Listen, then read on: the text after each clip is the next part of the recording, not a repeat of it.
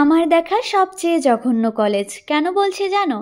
একে তো আমাদের বাড়ি থেকে এতটা দূর, তার উপরে এখানে আমার যেন কখনোই সেরকমভাবে মনই বসেনি।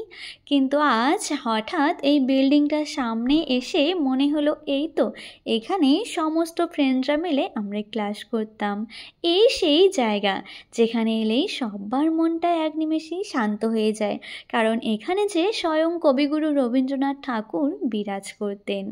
এই কলেজ থেকে আমাদের সেই রকমের কোনো ভালো স্মৃতি মনে নেই, তবে হ্যাঁ এখান থেকে শিখেছি অনেক কিছু, যা জীবনে হয়তো আর কোনো দিনও কোথাও শিখব না। তাই সবার এই শেষবেলায় এসে ভারাক্রান্ত মনটাতেও কি করে হাসি ফোটানো যায়, সেই লক্ষ্যেই আমরা ভাবলাম কি করে সবাইকে এক ফ্রেমে আনা যায়।